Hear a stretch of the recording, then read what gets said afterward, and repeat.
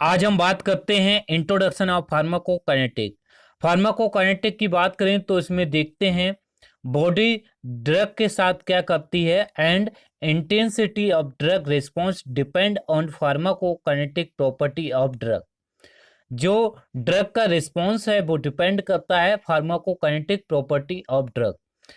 जैसे कि फार्माकोकाइनेटिक की अगर हम बात करें तो जैसे कि intake of drug after start pharmacokinetic process.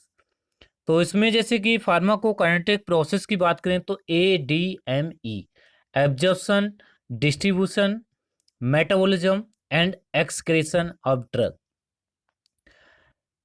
Pharmacokinetic में देखते हैं जो ड्रग है वो बॉडी में जाने के बाद उसकी जो फार्माकोकाइनेटिक प्रॉपर्टी स्टार्ट होती है ADME, उसमें कोई फ्लैक्चुएशन तो नहीं है। अगर फ्लैक्चुएशन होता है तो थेरापेटिक फेलियर के चांस रहते हैं, जैसे कि पुअर एब्जॉर्प्शन ड्रग का होना। पुअर एब्जॉर्प्शन होना थेरापेटिक फेलियर की कंडीशन आ जाती है। जैसे कि जो ड्रग है अगर वो एक एक्यूरेट अमाउंट में एक टारगेट साइट पे जाके नहीं पहुंचता है तो उसका थेरापेटिक इफेक्ट नहीं आता है।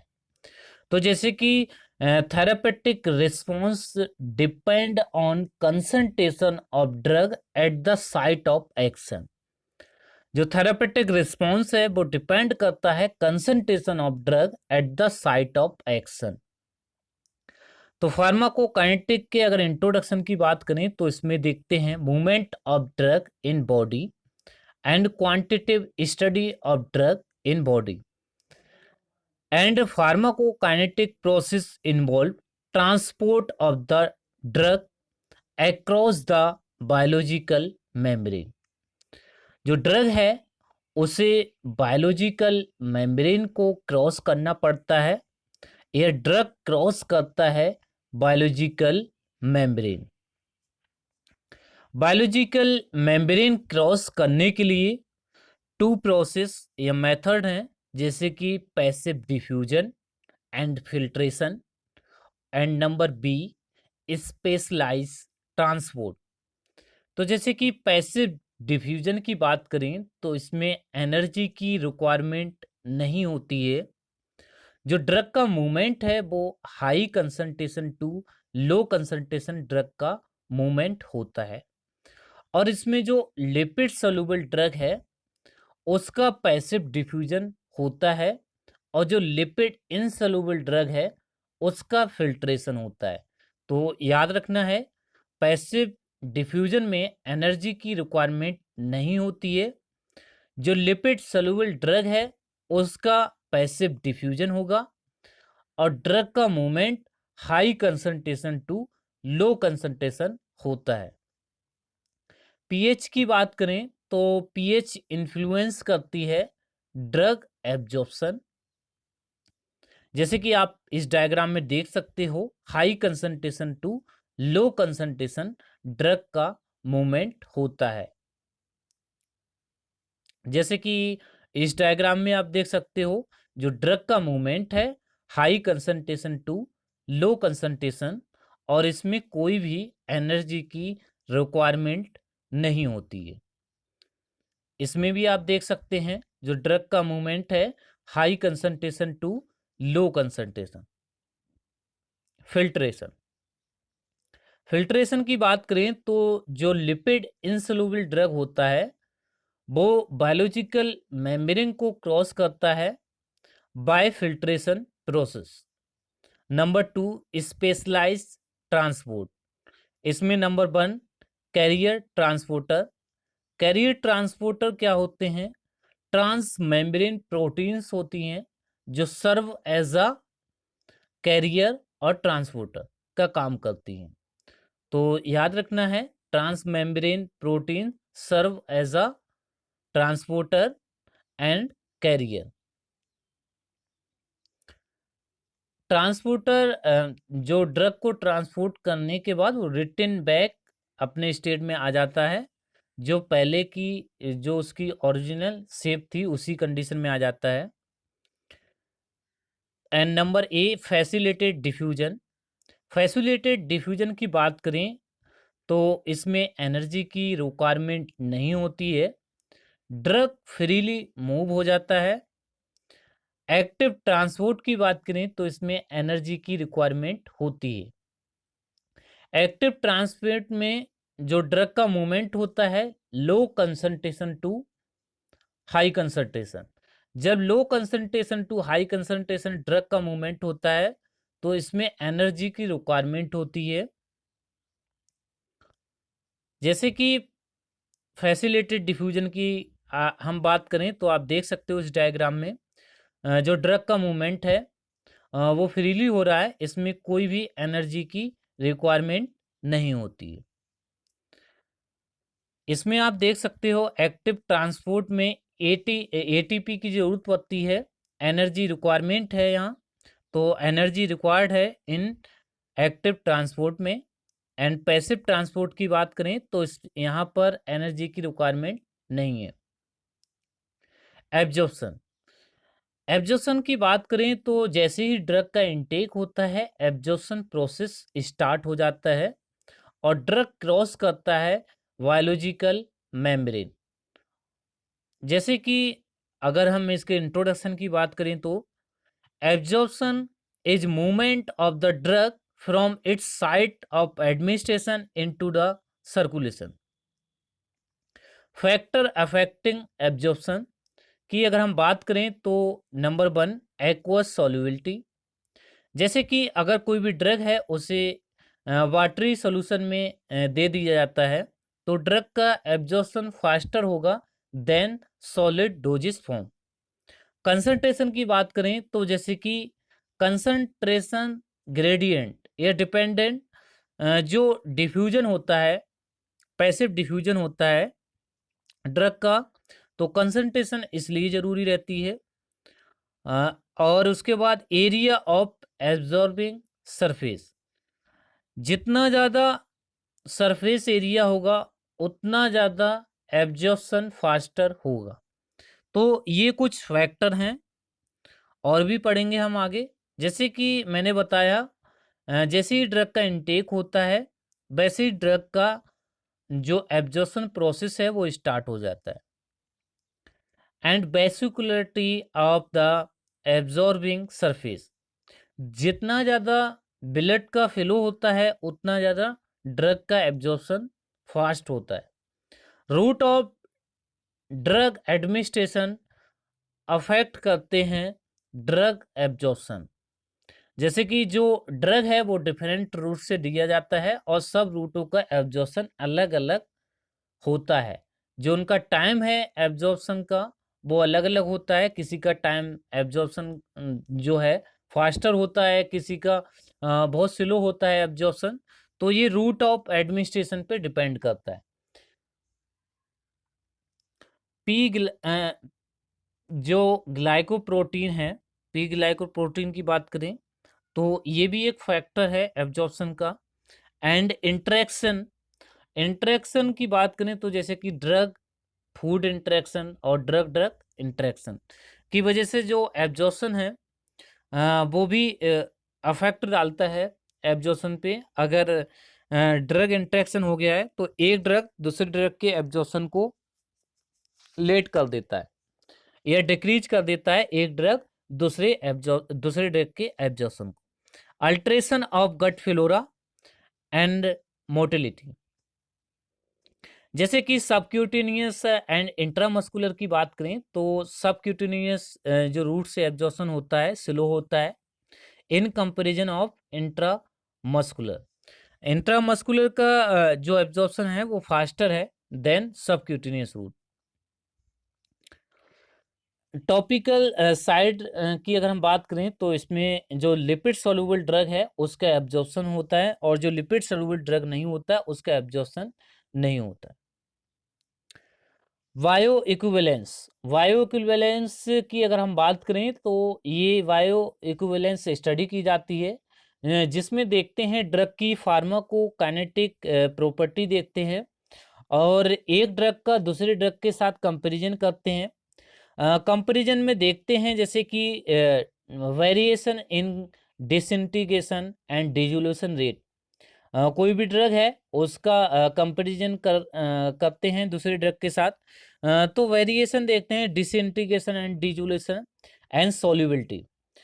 तो उसमें देखते हैं कि जैसे कि अगर डिसइंटीग्रेशन और डिसोल्यूशन और सॉल्युबिलिटी जो है ड्रग की अगर अलग अलग है तो उनका एडीएमई भी अलग अलग आएगा और उनका थेरापेटिक इफेक्ट भी अलग अलग टाइम पे आएगा। तो जैसे कि यहाँ पर टाइम का भी देख लेते हैं कि कौन सा ड्रग कितने टाइम पर अपना एक्शन शो कर रहा है। जैसे कि किसी ड्रग का जो डिसइंटीग्रेशन टाइम और डिसोल्यूशन टाइम बहुत ज़्यादा है तो वो क्या होगा, उसका जो एक्शन होगा वो बहुत देरी से आएगा।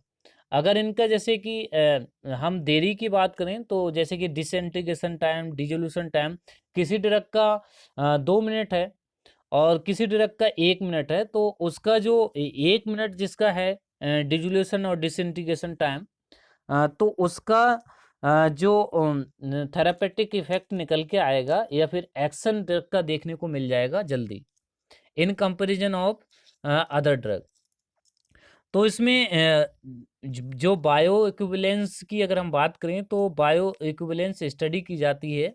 इसमें कंपैरिजन किया जाता है, 2 ड्रग लिए जाते हैं जिसमें देखा जाता है एक ड्रग का दूसरे ड्रग के साथ कंपैरिजन, और कंपैरिजन में देखना उसके डिसइंटीग्रेशन, डिसोल्यूशन टाइम देखना और उनके एडीएमई में फ्लक्चुएशन देखना। बायो अवेलेबिलिटी, बायो अवेलेबिलिटी की बात करें तो availability of drug in body या फिर सिस्टमिक सर्कुलेशन। तो इसमें देखते हैं जैसे कि कोई भी ड्रग है अगर एडमिनिस्टर्ड की गई है, 500 mg एडमिनिस्टर्ड की गई है और सिस्टमिक सर्कुलेशन में जो ड्रग है उसकी अवेलेबिलिटी जो है वो 250 mg है। 500 mg एडमिनिस्टर्ड की है और 250 mg सिस्टमिक सर्कुलेशन में है जो कि अनचेंज फॉर्म में है, और बाकी जो ड्रग है उसका एब्जॉर्प्शन हो रहा है कुछ ड्रग का, और कुछ जो ड्रग है उस ड्रग का मतलब कि एक्शन फॉर्म में है, कह सकते हैं उसका एक्शन हो रहा है और कुछ ड्रग चेंज हो चुकी है। तो जैसे कि इसमें देखते हैं कितनी डोज एडमिनिस्टर्ड की गई थी और कितनी डोज सिस्टमिक सर्कुलेशन में प्रेजेंट है ड्रग की। तो ये देखते हैं जैसे कि अगर कोई ड्रग ओरली दी जाती है तो उसकी बायो अवेलेबिलिटी कम हो जाती है। जैसे कि अगर कोई भी ड्रग अगर ओरली दी गई, अगर उसकी बायो अवेलेबिलिटी कम हो गई तो उसकी जैसे कि 100% नहीं बायो अवेलेबिलिटी आती है। बट इन केस ऑफ अगर आईवी अगर इंजेक्शन देते हैं, एडमिनिस्ट्रेट करते हैं, तो उसमें देखा गया है 100% ड्रग की बायो अवेलेबिलिटी निकल के आती है। और जब कोई ओरली एडमिनिस्ट्रेट करते हैं ड्रग तो उसकी जो बायो अवेलेबिलिटी है वो कम निकल के आती है, हो सकता है उसका फर्स्ट पास्ट इफेक्ट आता हो, प्री मेटाबॉलिज्म होता हो जाता हो ड्रग का, इस वजह से बायो अवेलेबिलिटी ड्रग की कम हो रही हो। तो इसमें बायो अवेलेबिलिटी में यही देखते हैं availability of drug in systemic circulation, कितनी ड्रग प्रेजेंट है, और इसमें जो मेनली जो देखते हैं जैसे कि एडमिनिस्टर्ड डोज कितनी थी और जो सिस्टमिक सर्कुलेशन में डोज कितनी है, ड्रग का अमाउंट कितना है और कितना ड्रग का एलिमिनेशन हो गया है और कितना ड्रग एक्शन फॉर्म में है। जैसे कि अगर बायो अवेलेबिलिटी की हम बात करें तो बायो अवेलेबिलिटी भी किसी भी थेरेपी के लिए सक्सेस हो सकती है। अगर किसी भी ड्रग की अगर बायो अवेलेबिलिटी कम हो जाती है तो वो फेलियर की कंडीशन आ जाती है, थेरेपी फेलियर। अगर उसकी बायो अवेलेबिलिटी 100% है या ठीक है, तो उस जो थेरेपी है वो सक्सेस हो सकती है। तो बायो अवेलेबिलिटी का बहुत ज़्यादा इम्पोर्टेंट रहता है। तो बायो अवेलेबिलिटी डिपेंड होती है ड्रग की जो अवेलेबिलिटी है इन बॉडी कितनी है, कितनी जो ड्रग एडमिनिस्टर्ड की थी और कितनी ड्रग सिस्टमिक सर्कुलेशन में है प्रेजेंट है। डिस्ट्रीब्यूशन की अगर हम बात करें तो डिस्ट्रीब्यूशन एब्जॉर्प्शन के बाद स्टार्ट हो जाता है। जैसे ही एब्जॉर्प्शन होता है उसके साथ साथ डिस्ट्रीब्यूशन प्रोसेस स्टार्ट हो जाता है। ड्रग का जैसे ही एब्जॉर्प्शन होता है डिस्ट्रीब्यूशन उसके साथ ही स्टार्ट होता है और फिर उसके बाद मेटाबॉलिज्म। तो पहले हम डिस्ट्रीब्यूशन की बात करते हैं। तो जैसे ही ड्रग का एब्जॉर्प्शन हो जाता है, ड्रग ब्लड स्ट्रीम में आ जाता है तो उसका डिस्ट्रीब्यूशन स्टार्ट हो जाता है। और डिस्ट्रीब्यूशन डिपेंड करता है लिपिड सॉल्युबिलिटी, कि ड्रग लिपिड सॉल्युबल है या फिर हाइड्रोफिलिक। जैसे कि जो ड्रग होता है या तो लिपोफिलिक होगा या फिर हाइड्रोफिलिक ड्रग होगा। तो जैसे कि ड्रग की सॉल्युबिलिटी पे डिपेंड करता है डिस्ट्रीब्यूशन। तो इसमें दिया है लिपिड सॉल्युबिलिटी या फिर ड्रग की सॉल्युबिलिटी हाइड्रोफिलिसिटी। तो ionization at physiological pH, ionization at physiological pH पे डिपेंड होता है डिस्ट्रीब्यूशन। याद रखना है ये आपको। Number 1 lipid solubility, number 2 ionization at physiological pH, और number 3 binding to plasma and tissue protein, number 4 tissue specific transporter, number 5 regional blood flow, regional blood flow. जैसे कि अगर हम बाइंडिंग की बात करें, अगर ड्रग अच्छे से बाइंड नहीं हो पाता है तो उसका डिस्ट्रीब्यूशन नहीं हो पाएगा। और अगर उसकी सॉल्युबिलिटी जो ड्रग की है अगर पुअर सॉल्युबिलिटी है तो भी ड्रग का एब्जॉर्प्शन में दिक्कत करता है और उसके साथ साथ वो उसका डिस्ट्रीब्यूशन भी नहीं हो पाता है। तो मोस्टली जो ड्रग होना चाहिए वो लिपिड सॉल्युबल होना चाहिए। तो आयोनाइजेशन एट फिजियोलॉजिकल पीएच भी बहुत ज़्यादा इम्पोर्टेंट रोल है इसका। And differences in regional blood flow, अगर ब्लड का फ्लो कम होता है तो उसका डिस्ट्रीब्यूशन भी कम होगा। तो जैसे कि कुछ ऐसे फैक्टर आ जाते हैं जैसे कि पैथोलॉजिकल कंडीशन हो जाती हैं। जैसे कि अगर हम बात करें हार्ट फेलियर, जैसे कि कोई हार्ट का फिर पेशेंट है और उसका जो हार्ट का अगर पेशेंट है तो जाहिर सी बात है जो रीजनल ब्लड फ्लो होगा हो सकता है कम बढ़ हो। ठीक है, ब्लड का फ्लो कम भी हो सकता है या फिर ज़्यादा भी हो सकता है। तो ये डिपेंड करता है रीजनल ब्लड फ्लो। तो पैथोलॉजिकल जो कंडीशन आ जाती हैं कंजेस्टिव हार्ट फेलियर, तो and congestive heart failure and cirrhosis of liver, ये कुछ पैथोलॉजिकल कंडीशन हैं जो अफेक्ट करती हैं ड्रग डिस्ट्रीब्यूशन। तो ये इतना याद रखना है। और उसके बाद रीडिस्ट्रीब्यूशन की बात करें तो जो हाईली लिपिड सोल्यूबल ड्रग होते हैं उनका रीडिस्ट्रीब्यूशन होता है। Penetration into brain and CSF, and number 4 passage across placenta and plasma protein binding, tissue storage. Bio transformation की बात करें तो ये बायो ट्रांसफॉर्मेशन या फिर मेटाबॉलिज्म या फिर बायो ट्रांसफॉर्मेशन एक ही है। जैसे कि इसमें जो ड्रग है उसका मेटाबॉलिज्म होता है। हम कह सकते हैं conversion of drug A into drug B, जो ड्रग ए है वो ड्रग बी में कन्वर्ट हो जाता है और drug be easily removable from the body. तो याद रखना है बायो ट्रांसफॉर्मेशन या फिर मेटाबॉलिज्म एक केमिकल प्रोसेस है जिसमें कि ड्रग कन्वर्ट होता है ए फॉर्म से बी फॉर्म, जैसे कि like drug A converted to drug B. तो इतना याद रखना है। जैसे कि ये एक केमिकल प्रोसेस है जिसकी हेल्प से ड्रग कन्वर्ट हो जाता है बी फॉर्म में, जैसे कि A drug convert to in B form and B form easily removable from the body. जैसे कि इसमें जो प्रोसेस हैं number 1 inactivation and number 2 active metabolites from an active drug. और number 3 activation of inactive drug. इसके हम bio transformation reaction की अगर हम बात करें तो इसमें नॉन सिंथेटिक रिएक्शन जिसमें कि oxidation, reduction and hydrolysis. And synthetic reaction की अगर हम बात करें तो एसिटाइलेशन, मिथाइलेशन। माइक्रोसोमल एंजाइम की बात करें तो जैसे कि ये स्मूथ एंडोप्लाज्मिक रेटिकुलम प्रेजेंट होता है। स्मूथ एंडोप्लाज्मिक रेटिकुलम में प्रेजेंट होता है। Primarily in liver, also in kidney, intestine, mucosa and lungs.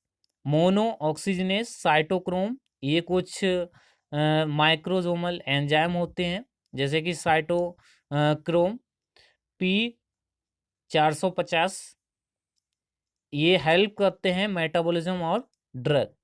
And non microsomal enzyme की अगर हम बात करें तो ये कैटालाइज करते हैं reaction some oxidation and reduction. Microsomal enzyme induction, ये इंक्रीज करते हैं biotransformation and metabolism of drug. Inhibition of drug metabolism.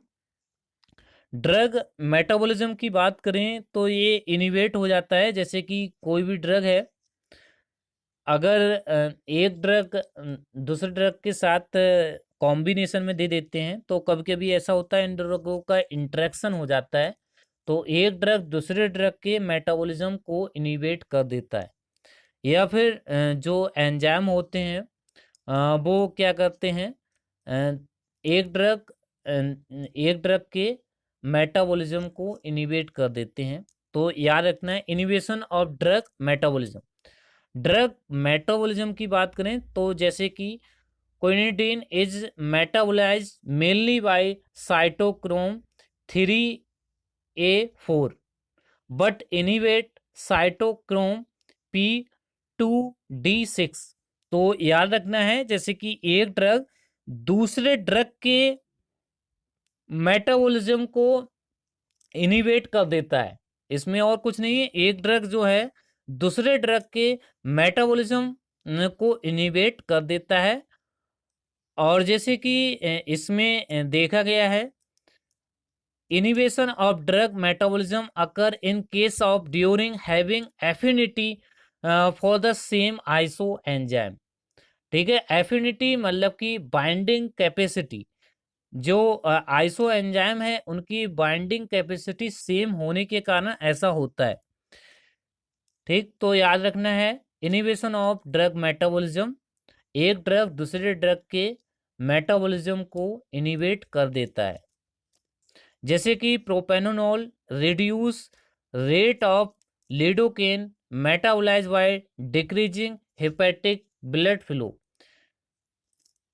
जैसे कि प्रोपेनोनॉल जो ड्रग है वो रिड्यूस करता है लिडोकोन का metabolism bye decreasing hepatic blood flow, first pass metabolism या प्री सिस्टमिक मेटाबॉलिज्म।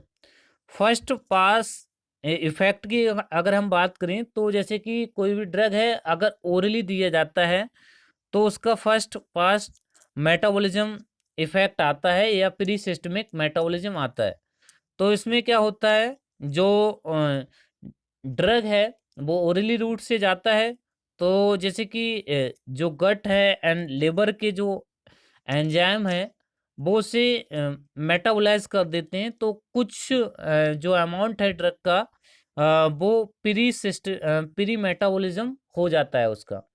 तो उसका जो जैसे कि कोई भी ड्रग 100% दिया तो वो 100% नहीं रहता है, उसमें से कुछ परसेंट ड्रग का कम हो जाता है।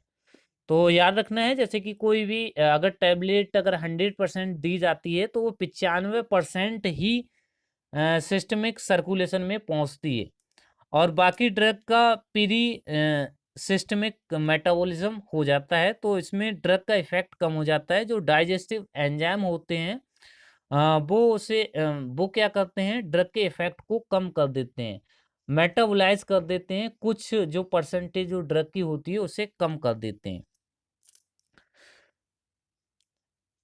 एक्सक्रेशन, एक्सक्रेशन की बात करें तो या फिर एलिमिनेशन, तो removal of drug from the body.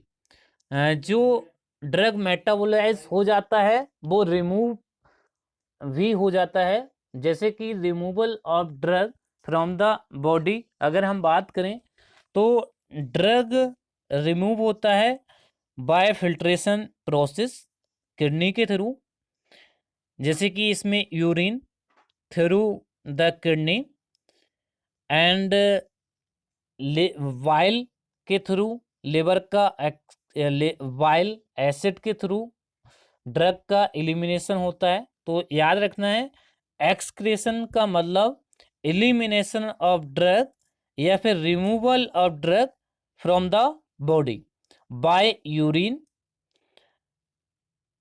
जैसे कि आप देख सकते हो ये जो एलिमिनेशन ड्रग का डिपेंड होता है ग्लोमेरुलर फिल्ट्रेशन या फिर रीनल रीनल एक्सक्रेशन पे ये डिपेंड करता है। तो जितना जीएफआर रेट आता है जैसे कि जीएफआर रेट अगर पे डिपेंड करता है, जितना जीएफआर आता है उस हिसाब से एलिमिनेशन होता रहता है। तो याद रखना है एलिमिनेशन या फिर excretion, removal of drug from the body by kidney and liver bile के थ्रू एलिमिनेशन होता है, and saliva and milk. Pharmacokinetic parameter, pharmacokinetic parameter की बात करें तो इसमें जैसे कि pharmacokinetic parameter bioavailability, volume of distribution, plasma half life and clearance. Plasma half life की बात करें तो जो ड्रग है वो जैसे कि ड्रग को एडमिनिस्टर्ड किया गया और वो कुछ समय के बाद जो उसका अमाउंट है चाहे वो 1 घंटे के बाद चाहे वो 2 घंटे के बाद ड्रग का अमाउंट या ड्रग की परसेंटेज हाफ हो जाना प्लाज्मा हाफ कहलाती है। जैसे कि इसमें देखा गया है decrease by 50% of its original value. जो ड्रग है वो डिक्रीज हो जाता है 50% ओरिजिनल वैल्यू से। जैसे कि 500 mg ड्रग दिया गया और 1 आवर्स के बाद 250 mg ड्रग बचा, तो ये क्या हो गई प्लाज्मा हाफ लाइफ। क्लियरेंस की बात करें तो क्लियरेंस डिपेंड करता है rate of elimination and plasma drug concentration. ठीक है, तो याद रखना है क्लियरेंस डिपेंड करता है rate of elimination and plasma drug concentration. Number 1 first order kinetic. जो फर्स्ट ऑर्डर काइनेटिक की अगर हम बात करें तो ये फर्स्ट ऑर्डर काइनेटिक डिपेंड होती है कंसंट्रेशन। ठीक है, ये फर्स्ट ऑर्डर काइनेटिक जो रिएक्शन है या काइनेटिक ऑर्डर है ये डिपेंड करती है प्लाज्मा कंसंट्रेशन, ये प्लाज्मा कंसंट्रेशन पे डिपेंड करती है। और जीरो ऑर्डर अगर हम काइनेटिक्स की बात करें तो वो प्लाज्मा कंसंट्रेशन पे डिपेंड नहीं करती है। तो आप देख सकते हैं इसके ग्राफ को, प्लाज्मा जो फर्स्ट ऑर्डर काइनेटिक्स है इसका ये ग्राफ आप देख सकते हो, जीरो ऑर्डर भी आपको दिखाया गया है इसमें।